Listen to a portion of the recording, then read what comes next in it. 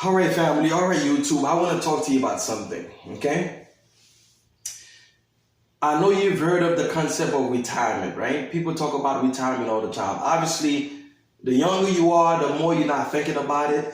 But certain jobs that you find yourself in, especially if you're around people that are older than you see them come and they go. You see them retired. Okay. The concept of retirement is this. Okay.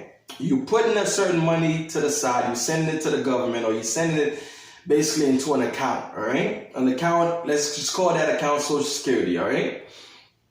And then at the end of your 40 years, at the end of 35 years of work, then they start giving you basically an income that is more so passive, an income that you're no longer working for, right? And that income could be $2,000, it could be $1,500 a month, it could be $3,000, it could be $4,000, it could be $5,000, depending on how much money you were earning at the time. It depends on how much money the government feel like giving you, all right? It depends on how much money you got in that bank account itself that we're talking about. Supposedly it's a bank account. I'm just trying to simplify things a little bit, all right? Let's just say that number is 5,000, all right? Let's just say that the number that you're supposed to be getting for retirement is $5,000, all right? Do we have to wait for 35 years, or do we have to wait for 40 years to be able to have passive income coming in that would give us $5,000 a month, right? Is it something that we can I retire in 5 years? Can I retire in the next 10 years? Is there anything that could bring me $5,000 and it would be passive, all right? Or almost passive, or sort of passive? I wanna run something by you right quick, all right? Suppose you buy a property, all right? The concept of real estate investing, all right? One of the concepts is to buy and to hold. What that means is you buy a property and then you hold that property. Basically, you put that property up for rent, and you have somebody coming in to rent the property from you, and that person is basically paying the mortgage. And the idea behind it is that you would still have a little bit left over after the mortgage is paid for, after the expenses are paid for. There's still a little bit left over, and what we call that is basically cash flow, all right? That's the cash flow. That's the money you get that's left over after all the debts are being serviced, and after the expenses and things that, maintenance and stuff like that is basically taken care of, okay? Now, suppose your first property, you find a property, you buy it at the right price, and that property is able to give you $1,000. Let's just be a little bit more conservative. Let's say that property is giving you $500 a month, okay? And extra in cash flow, all right? Now, let's do a little math here. So you need about $5,000 to retire, right? You need $5,000 of passive income.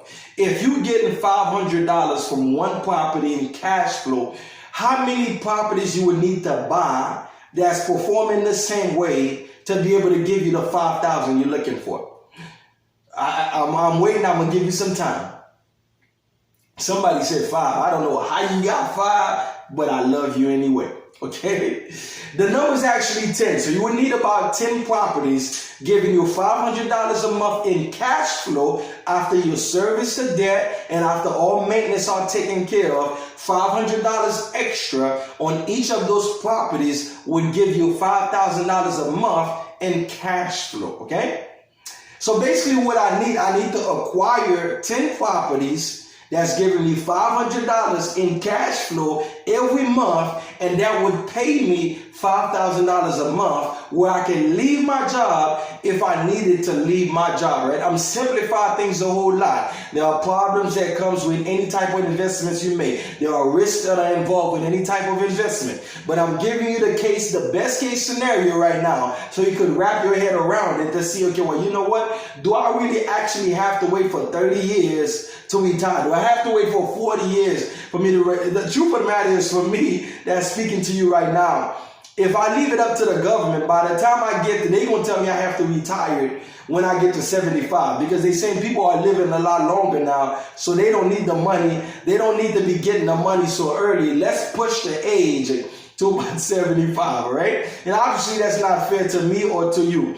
What I'm trying to show you is that there are other ways that we can come up with that money that we would be working for the next 30 years to be able to get that money, all right? And you have people that are doing it in 10 years. You have people that are doing it in 15 years. Now, let me ask you a question. If you was to acquire those 10 properties in 5 years, would that be good? Say, of course, Joseph, that would be good. Well, okay, well, let's just say, what if it took you 10 years? One property every year for 10 years, would it be worth it?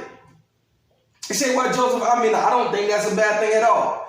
What if I said it took you 20 years to acquire 10 properties that's performing at $500 a piece that would give you the $5,000 you're looking for to retire at 20 years, as opposed to retire at your job at 40 years. If you start working at 20, then they tell you got to be, let's just say it's 60.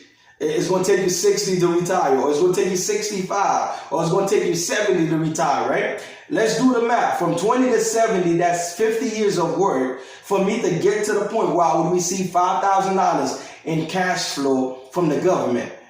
Well, what I'm trying to tell you is we don't necessarily have to wait for the government to do it. As a matter of fact, the government, most people will not get $5,000 from the government, no matter how much you make. Most people will fall in between $1,500 and $2,000. And if you do the math, $1,500 and $2,000 is probably at the time, 20 years from now, it's not going to be worth what it's worth right now. You might not be able to get you an apartment, a 2-bedroom and 1-bathroom apartment for $1,500 or $2,000 because it's going to get more expensive because of inflation, right? So this is something for you to think about. I just wanted to give you a little food for thought. Think about it. Think about it in the sense of real estate investing. Why a lot of people feel like real estate investing is a powerful tool, all right? God bless. Don't forget to subscribe. Don't forget to like the video. Don't forget to tell somebody else about the video if it helps you.